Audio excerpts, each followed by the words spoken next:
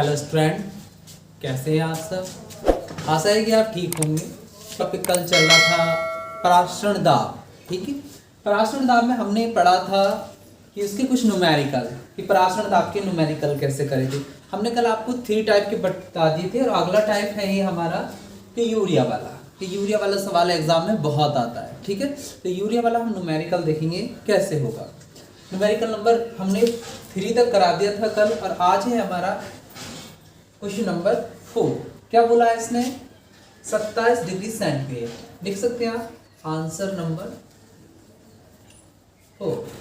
ठीक है, क्या दे रखा? 27 डिग्री। डिग्री का मतलब क्या दे रखा आप जानते हैं। क्या दे रखा? गिवन दैट क्या दे रखा है? टी दे रखा। टी कितना दे रखा हमारा? 27 डिग्री सेंटीग्रेड। ठीक है, और क्या दे रखा? 5%, अर्थात ही 5% जो देखा है वो भार दे रखा है। क्या देखा है? भार दे रखा है, यूरिया का भार। यूरिया का सूत्र आप जानते हैं क्या होता है? NH2CO ये यूरिया का सूत्र हो गया, यूरिया। ठीक है, कि जलीय विलयन का पराशरण दाब ज्ञात कीजिए। और क्या दे रखा है? हमें P ज्ञात करना है।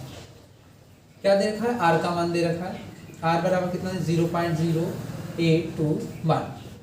ठीक है, ये सारी चीज गिवन है, दे रखी है। अब आप जानते हैं हमारे पास क्या क्या नहीं है। सूत्र लगाएंगे हम। क्या होता है? PV बराबर NRT। PV बराबर NRT। ठीक है, हमें क्या निकालना है? पराशरण दाब। पराशरण दाब निकालने के लिए सबसे पहले आपको क्या करना है? PV इसको तोड़ देंगे। N क्या है? मोलों की संख्या। मोलों की संख्या रहा होता है भार बटे अणुभार, और ये RT ऐसे ही रहने वाला है। P को उठा के इधर ले आओ। P को नहीं, B को। तो भार RT अपॉन MB। सही। अब हम सबको मान लगाएंगे, देखेंगे क्या क्या मान। भार कितना दे रखा है? भार दे रखा है हमारा कितना? 5%। 5 लगाएंगे। R का मान दे रखा है 0.0821। T का मान कितना है? 27 डिग्री।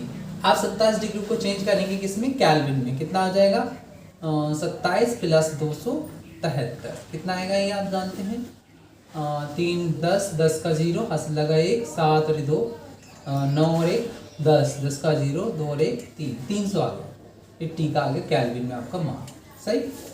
तो गुणा 300 अपॉन M। अब M का मान, M क्या है? अणुभार। तो यूरिया का आप अणुभार कैसे निकालेंगे? यूरिया का सूत्र लिखेंगे NH2CO NH2। ठीक है, आप जानते हैं N का परमाणु भार कितना होता है? 14 प्लस हाइड्रोजन का 1 गुणा 2, कार्बन का कितना होता है? 12 प्लस ऑक्सीजन का कितना होता है? 16 प्लस नाइट्रोजन का 14 इंटू हाइड्रोजन का 1 गुणा 2। ये आ गया कितना आपका? 60। तो अणुभार कितना आ गया आपका? 60। ठीक है, B कितना दे रखा है? नहीं है B। तो हमने आपको बताया था कि अगर परसेंटेज वाले सवाल हो तो B का जो वैल्यू लेना पड़ेगा आपको, कितना लेना पड़ेगा? B बराबर आपको ऐड करना पड़ेगा कितना? 100 ml, क्योंकि परसेंटेज बोल रहा है। अब B को किस में चेंज करेंगे आप? B को करेंगे 100 बटे 1000। क्यों? क्योंकि हमें यहाँ पे लगाना है लीटर में।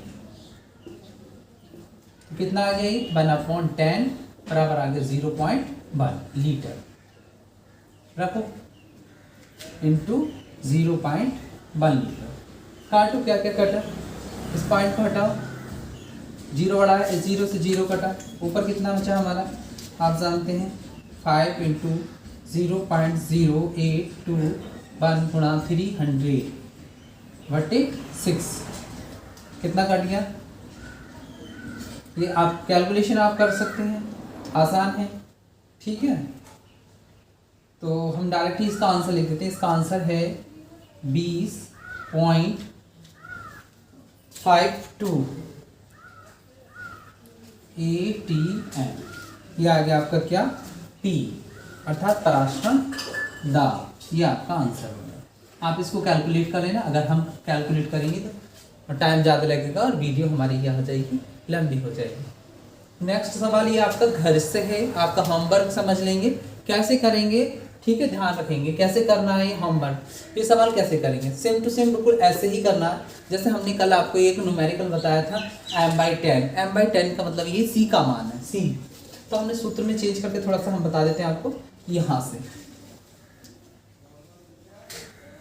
ठीक है, यहाँ पर भी यूरिया दे रखा है, और यूरिया दे रखा है तो यूरिया का कितना हो जाएगा भार, आप जानते हैं अनुभार कितना है 60 है, अभी निकाला था हमने यूरिया का अनुभार कितना होता है 60 होता है।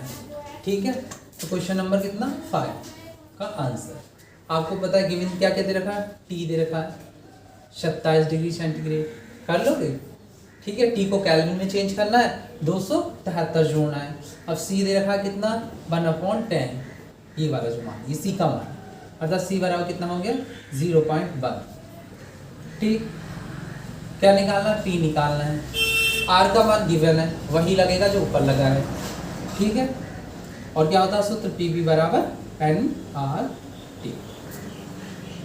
पी बराबर कितना हो गया N/R T और डी, और इस पूरे का हम कितने 1 मोल बोलते थे, 1 मोल, N का मान 1 मोल हो गया।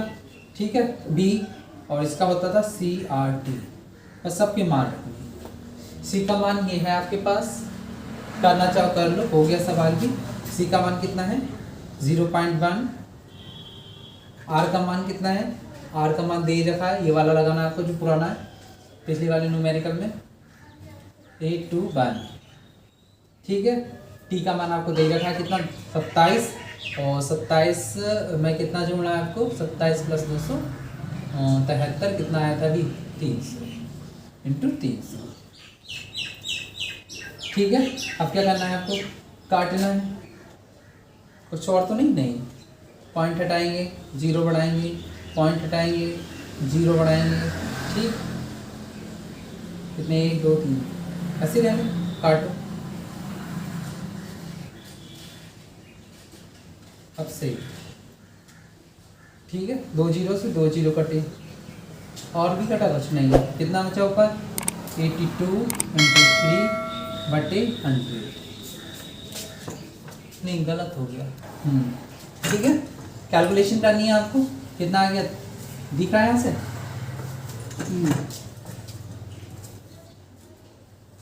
ठीक है, कितना आएगा 3 दूनी 6 और 8 तिया 24/100। पी बराबर आपके चल रहा है, कितना आ गया, पी बराबर 2.46 ATM। ठीक है, तो होमवर्क घर से एक सवाल आपको ये करना है, ये करना है, ये करना है, ये करना है, तीनों जो मैंने कराए हैं उसी के अनुसार करने हैं आपको। इनके आंसर में लिख देता हूँ। क्वेश्चन नंबर फर्स्ट का है m बराबर, आंसर है पहले का, पहले वाले का है 182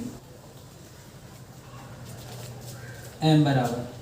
ठीक है, और दूसरे का है कितना है समझे 179.6, और तीसरे वाले का आंसर है कितना है P बराबर 18.68, और चौथे वाले का आंसर है P बराबर 39.68।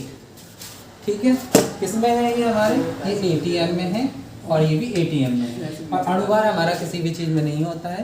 ये प्राश्न आपके कुछ न्यूमेरिकल, और आज का टॉपिक है हमारा क्या, राउट का नियम। ठीक है, वेरी वेरी मोस्ट इम्पोर्टेंट है, राउट का नियम भी इम्पोर्टेंट है काफ़ी, और राउट के नियम की सीमाएं भी बहुत ही ज़्यादा क्या है हमारी इम्पोर्टेंट है। ठीक है, बहुत बार एग्जाम में आता है, तो देखेंगे हम पहले बात राउट के नियम से थोड़ी सी थ्योरी कि किस किस पे उसने प्रयोग किए, फिर उसके बाद उसने राउट का नियम कैसे दिया। ठीक है, तो देखेंगे राउट का पूरा नाम था FM राउट्स। 1887 में उसने एवास से, अर्थात एवास जो नॉन वोलेटाइल होते हैं, एवास इंग्लिश में बोलते हैं नॉन वोलेटाइल। ठीक है, जो एवासील पदार्थों की तरह ब्लाइको में विलयनों के बास दाब अवनमन पर अनेक प्रयोग किए। किसने, राउट ने, किस पे, एवासील पदार्थों पर उसने क्या करे, अनेक सारे क्या किए, प्रयोग किए। ठीक है, और उनसे प्राप्त परिणामों के आधार पर एक नियम प्रस्तुत किया, जिसे बोलते हैं हम राउट का नियम। तो राउट का नियम क्या था, देखेंगे राउट का नियम, ये तो ऐसे थोड़ी सी इसके बारे में जानकारी थी। राउट का नियम स्टार्ट होता है, देखेंगे इस नियम के अनुसार, इस ये नियम, देखो हम पहले इसका सूत्र लिखते हैं, उसके बाद में डेफिनेशन लिख देते हैं।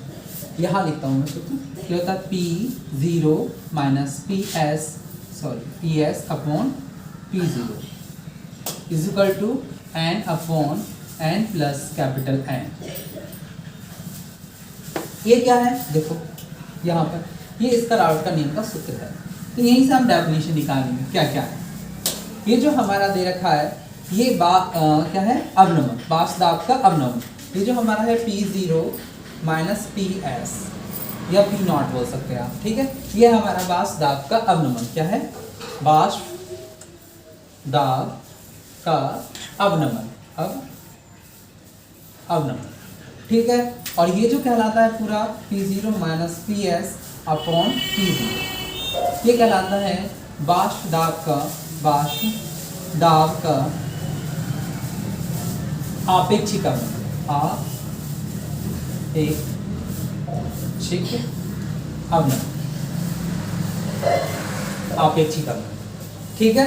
तो अब यहीं से हम डेफिनेशन निकालेंगे कि आपको पता चल गया ये क्या है, बाष्प दाब का अवनमन है। और ये क्या है पूरा, तो ये जो बन जाता है ये बन जाता है बाष्प दाब का आपेक्षिक अवनमन। तो ध्यान रखेंगे, क्या ध्यान रखेंगे, सूत्र को कैसे निकालेंगे हम, डेफिनेशन। देखो इधर से इसको मिटा देते हैं।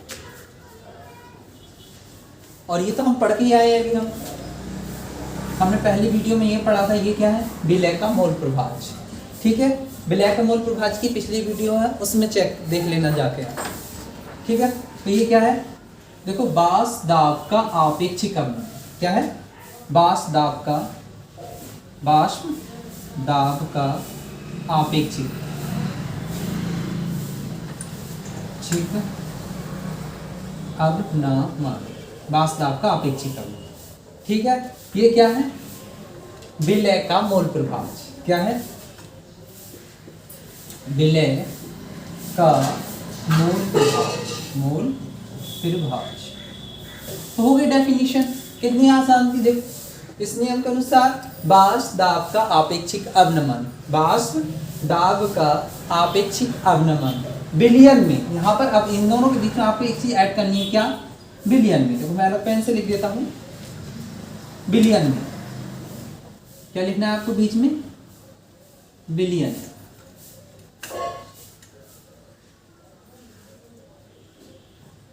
बिलियन में बाष्प दाब का आपेक्षिक अवनमन बिलियन में विलय के मोल प्रभाज के बराबर होता है, ठीक है।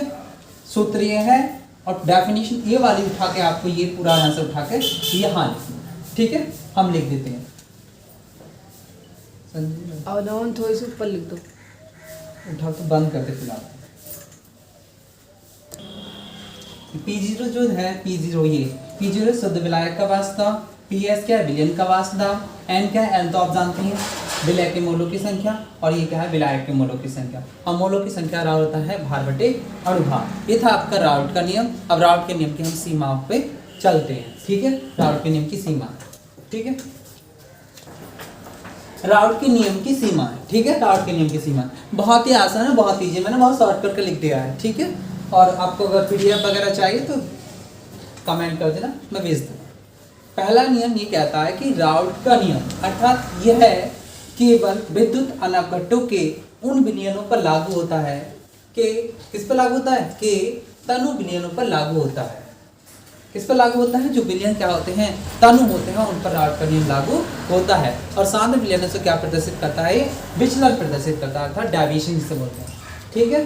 पहला नियम क्लियर हो गया ना, कि राउट का नियम केवल तनु विलयनों पर लागू होता है और सांद्र विलयन से क्या करता है, विचलन प्रदर्शित करता है। दूसरा नियम क्या है, यह नियम कौन सा, राउट का नियम केवल उन पदार्थों के विलयनों पर लागू होता है जो विलायक से रासायनिक अभिक्रिया नहीं करते, ठीक है। जो विलायक से अभिक्रिया नहीं करते हैं उन पर भी राउट का नियम लागू नहीं होता है। अगला देखेंगे, वैद्युत अपघट्य विलयन में वियोजित होते हैं, अर्थात जो विलयन वैद्युत अपघट्य में वियोजित होते हैं उन पर भी राउट का नियम लागू नहीं होता है, ठीक है। वियोजित का मतलब इंग्लिश में डिसोसिएट, ठीक है। और आगे कह रहे हैं, जो पदार्थ विलयन में क्या होते हैं, एसोसिएट होते हैं, अर्थात संगुणित होते हैं, उन पर भी राउट का नियम लागू नहीं होता है, ठीक है। ये राउट के नियम की सीमा है, वेरी वेरी मोस्ट इंपोर्टेंट थी, याद करेंगे। आगे देखेंगे, अगला टॉपिक है हमारा आदर्श विलयन। आदर्श विलयन क्या होते हैं, आदर्श विलयन, आइडियल सॉल्यूशन, आदर्श विलयन। देखो आदर्श विलयन में यहाँ पर डेफिनेशन बता रहा हूँ आपको। वे विलयन जो सभी तापों और सांद्रताओं पर राउट के नियम का पूर्णतः पालन करते हैं वो क्या कहलाते हैं? आदर्श विलयन कहलाते हैं। किसका पालन करते हैं? इसका, राउट के नियम का पालन करते हैं वो आदर्श विलयन कहलाते हैं। ठीक है। और अनादर्श विलयन क्या होते हैं? अनादर्श विलयन, अनादर्श विलयन आप विचलन लिख दो, विचलन लिखा हुआ वैसे काम तो ये भी लिख सकते हैं। अनादर्श विचलन क्या होते हैं?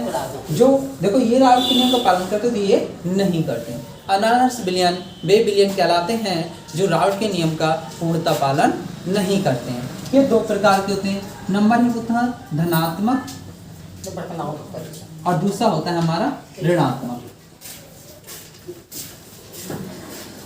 धनात्मक क्या होता है? देखो धनात्मक देखेंगे, धनात्मक क्या होता है? विलयन का मापित बास दाव राउट के नियम से अधिक आता है, राउट के नियम से अधिक आता है वो क्या कहलाएगा? धनात्मक विचलन कहलाएगा। और ऋणात्मक विचलन क्या कहलाएगा? ऋणात्मक विचलन वह कहलाता है जिसमें किसका मापित बास दाव राउट के नियम से कम आता है। ठीक है, राउट के नियम से कम आता है वो ऋणात्मक विचलन कहलाता है, और जिसका मापित बास दाव राउट के नियम से अधिक आता है वो क्या कहलाता है? धनात्मक। देखेंगे इनके एग्जाम्पल।